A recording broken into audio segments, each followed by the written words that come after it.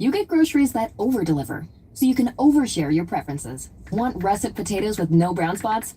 You got it. Want turnips that look light but feel heavy? Easy. Want Honeycrisp apples that are firm, green, and definitely not Macintosh like last year when you lost the fall bake-off to perfect Penelope Johnson?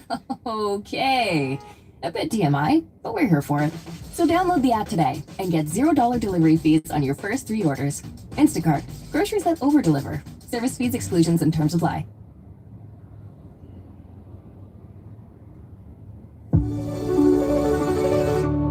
Hi, this is Flora Lichtman, and you're listening to Science Friday. Today in the show, we're talking about a condition that many women have a story about. Hi, this is Emily calling from Colorado. Hi, my name is Melissa. Hi, my name is Anna from Chicago. Bonnie from Madison, Wisconsin. Ellen from Cape Cod. And that story often goes something like this. I spent about 4 years trying to get diagnosed.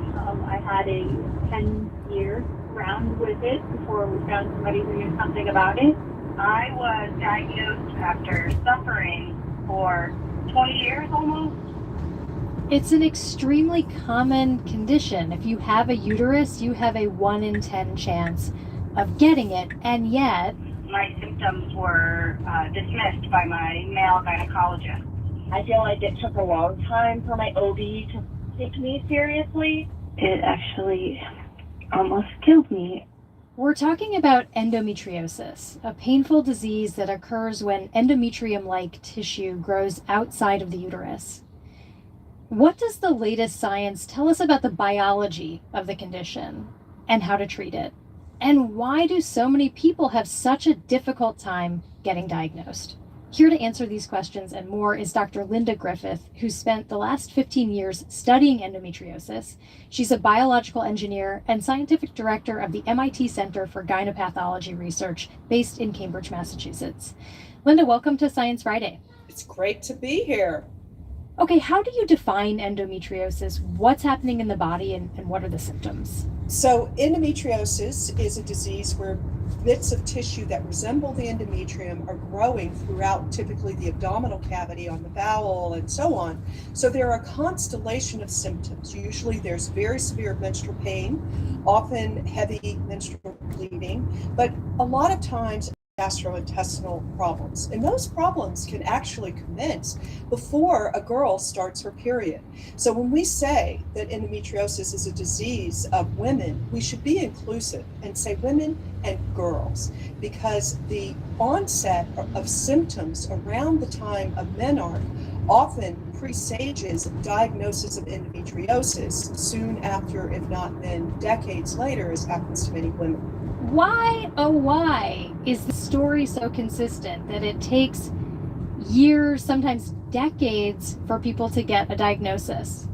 There are probably many reasons. I'd say one is that we have a squeamishness about menstruation in general, so you don't want to talk about it.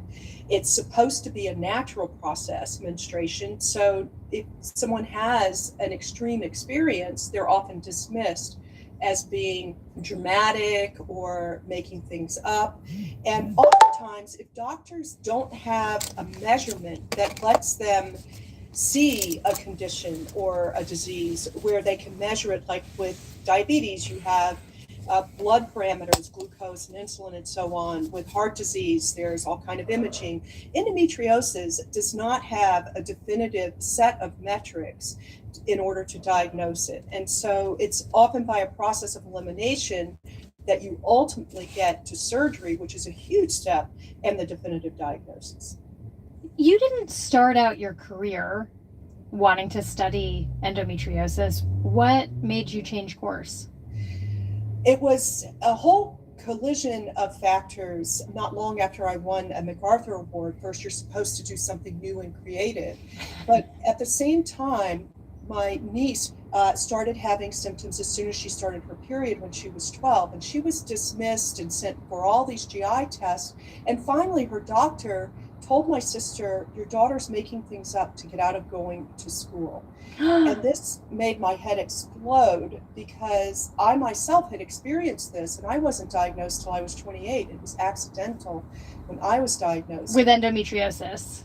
Yes, I got diagnosed accidentally, and only because I went to a doctor every month for 6 months, insisting that my symptoms were not normal. And I ended up having an accidental diagnosis. No one ever meant in a day or two, and I didn't even wake up for a day because I had such severe endometriosis. I had to stay in the hospital for a week after having a procedure. I had told the doctor I thought my niece had endometriosis, and she argued. So I got her referred to a really good surgeon in Atlanta, and she had stage 3 endometriosis when she was 16. And there's something about, the maternal instinct where you can tolerate something that happens to you and you can get through it. But when you see something that happens to your child, and she's not my child, but I'm very close to her, I went ballistic. And the surgeon who operated on me the past 4 times had been imploring me to work with him. And he kept saying, there's been no progress. We still have the same things. I actually was a co-inventor on the original 3-dimensional printing process, for making scaffolds for bone wound healing and got things into the clinic. I created the human ear on the back of the mouse, which your older listeners may remember.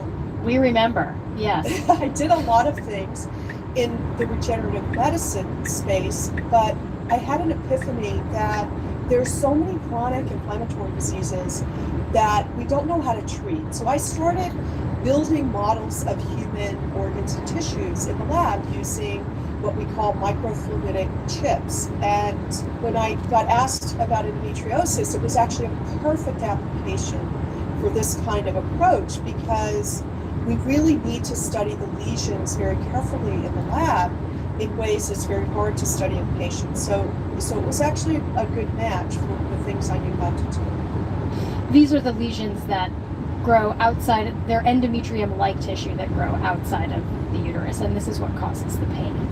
Yes, so we don't know precisely what causes pain, but anytime you have inflammation from an irritant, it can be painful. Just think how bad it is if you get a splinter in your finger. It hurts a lot, especially if you whack it on something.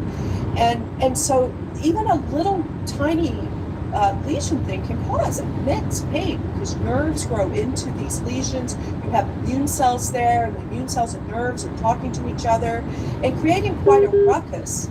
And if patients suffer from these lesions, and it may be one, it may be many, they may be small, they may be large, they may infiltrate into your bowel wall. There's many, many different stations of these lesions. It's quite remarkable. I've been to probably 100, 150 surgeries, and every patient is different, but the appearance of lesions is really, really shocking if they grow like that.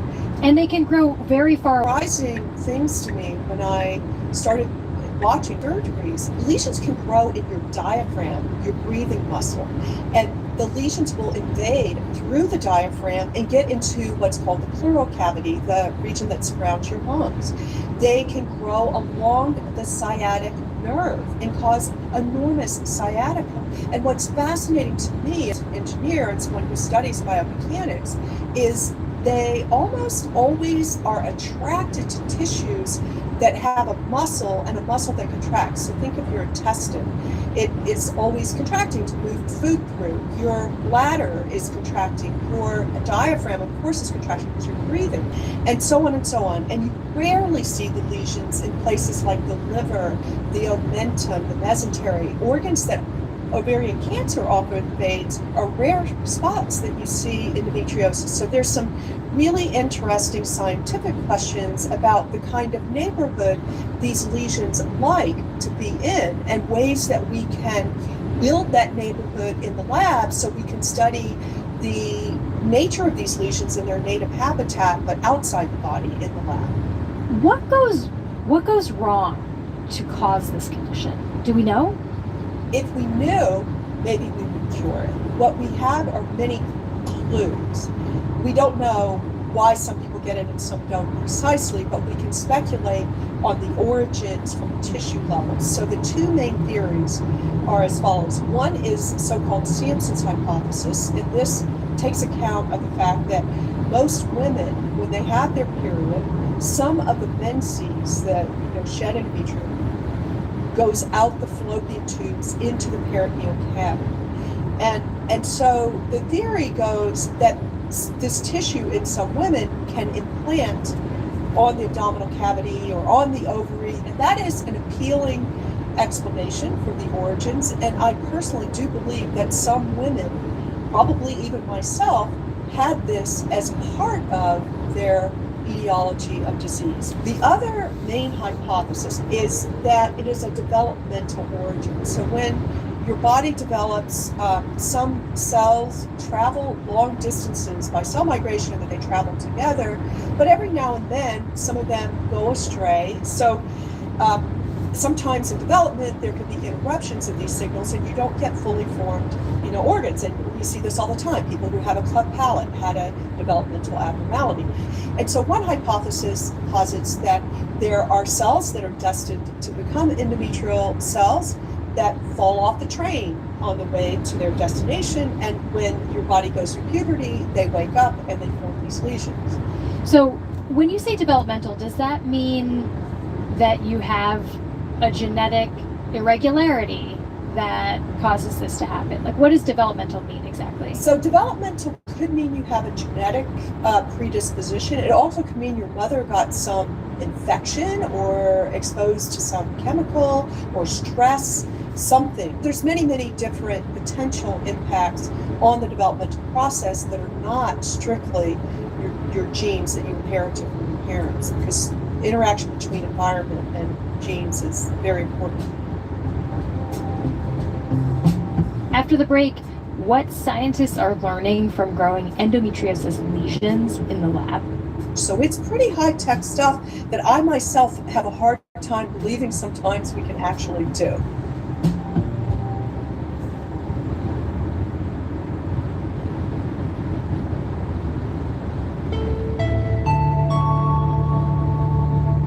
So we talked about your work in tissue engineering.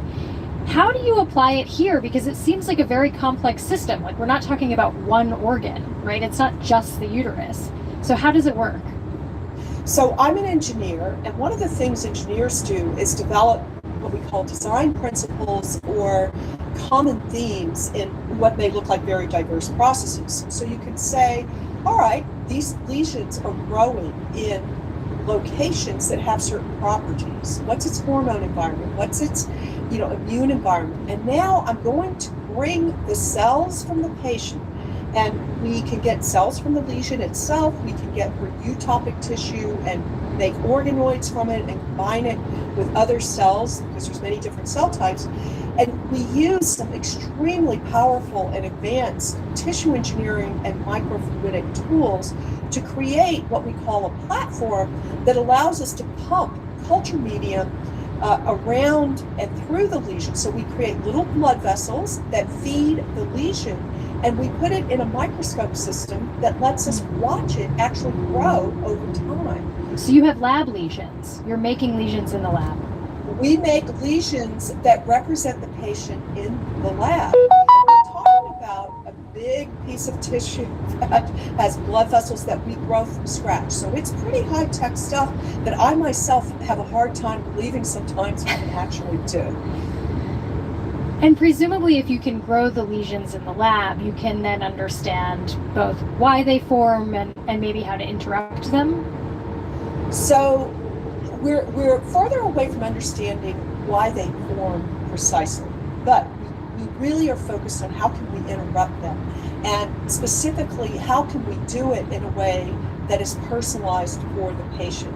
Because even though we don't understand so much about the genetics of why you might get endometriosis, there are genetic signatures associated with the probability you will have the disease. And so we can take samples from patients with different genetic backgrounds or other features that we may identify in the clinic and say, okay, we've got these 4 different groups of patients. And Group A has common features, Group B has common features, but they're different than Group A. So we can create different groups of patients. And I think that's the really powerful thing about our model, is we can link genetics back to real phenomena that may be operating in disease by building this very complex model that captures so many different features of the immune system, the nerves, and the lesions interact. So how is endometriosis currently treated? So the first line treatment, meaning a patient has symptoms that would be suggestive she might have it, is you're given some kind of birth control pill that has a progestin-like activity to oppose estrogen, because estrogen is pro-growth. Okay, so you want to suppress estrogen, and the theory goes that you will suppress then the symptoms and so on. So some patients will respond to that, but if they don't respond or the side effects are too severe, then you might progress them to a more powerful drug, something called a GnRH antagonist, which will shut off the pituitary axis and cause a menopause-like state. And that will help some patients, but again, the side effects are very serious. And then there are a couple other therapies, but generally patients, if they have intolerable symptoms, are considered for surgery. Along the way, imaging will be done, and imaging is getting better and better, but it's not definitive. So you can certainly see large lesions like endometriosis, cysts on the ovary, certain kinds of lesions that are in the bowel you can often see, but 70% or so of patients have tiny lesions that you can't really see on imaging, at least by the standard radiologist, unless they're extremely highly trained. And so in that case, the patient would go to surgery based on her symptoms, and then you would see what's there and take it out and send it to pathology. Tell me, so what is on the forefront for treatment?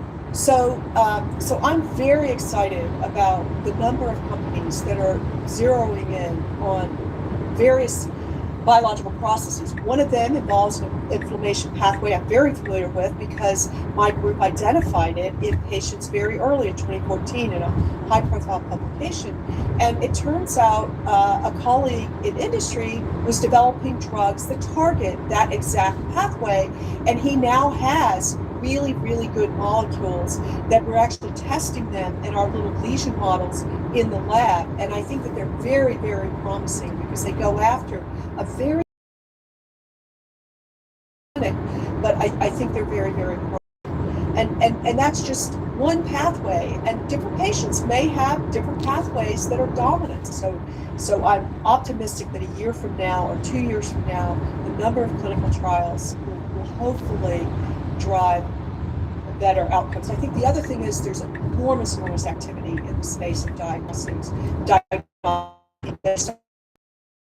I think will happen. Dr. Linda Griffith is a biological engineer and scientific director of the MIT Center for Gynepathology Research based in Cambridge. Linda, thank you so much for joining me today. Thank you so much for having me.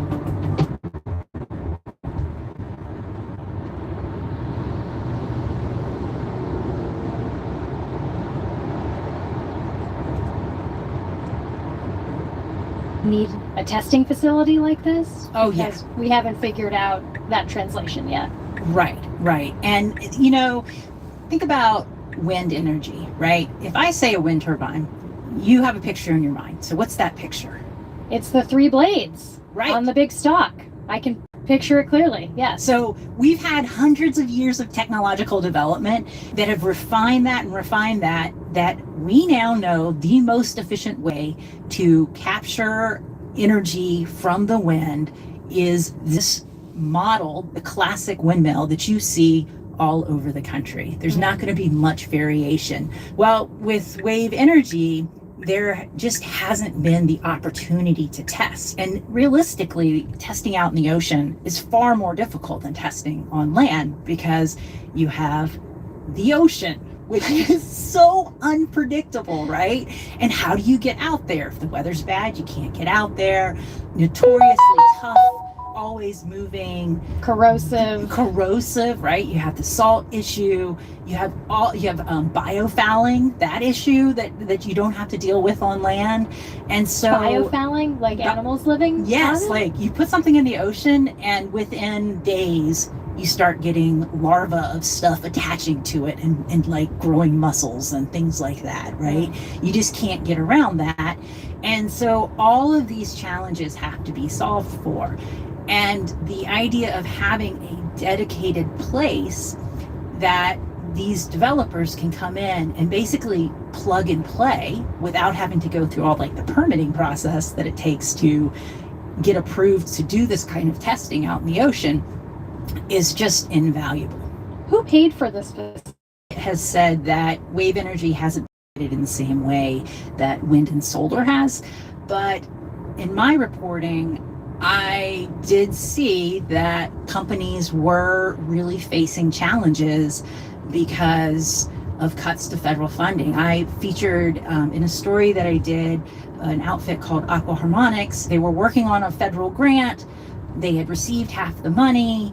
The administration changed over, and the rest of the money just never came through.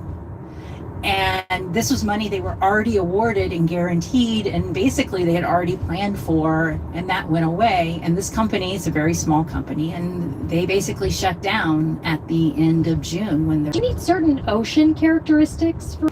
You do. You want big waves. You want consistency in big waves. And Oregon really has this in droves. It's kind of, the luck of geography, the luck of wind, the luck of currents, like all of these conditions come together to produce one of the areas of the world with the highest wave energy potential.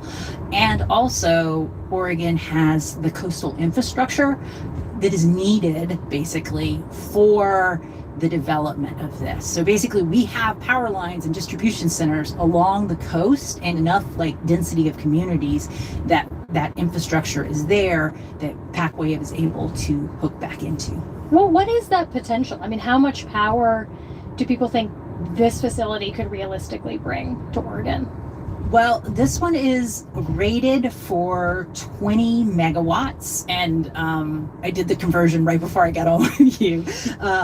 It's enough power to power between 10 and 20,000 homes. So in the grand scheme of energy production, kind of small potatoes, and that would be at maximum capacity. Now, realistically, the amount of power produced will be far lower than that, but this grid connectedness is really what separates PacWave from all of the other wave energy test facilities out there. It's larger than the other facilities in the United States. There's one off of Hawaii, there's one under construction in Southern California, a smaller one, and there's also a small facility or area, at least off of North Carolina, I believe, that where testing can happen at a very small scale. But even in Europe, the big boy is on Orkney Island in Scotland. It's a huge facility for testing ocean energy technology, but they still don't have the level of grid connectedness that PacWave has. So that's a huge advantage for American developers. I mean, beyond PacWave, do people think that their wave energy could have a meaningful dent in power production? I mean, the ideal would be a utility scale function. And I think a lot of the companies are working towards that. There's a few different options. One, it's for powering remote sensors out in the ocean. So powering a tsunami detection buoy, right? The United States has a fleet of these out in the ocean, and they have to go out and switch out battery, right? Constantly. Basically like those mini solar panels that you see on the side of the highway. Exactly. So you could power something very small right there where the rest of the device is. The other option would be, you have an island, a remote community in Alaska. Why not put a wave energy, a small array out there to help produce power for an island? You're around an island, you have waves, that kind of use case. And then I've also seen some really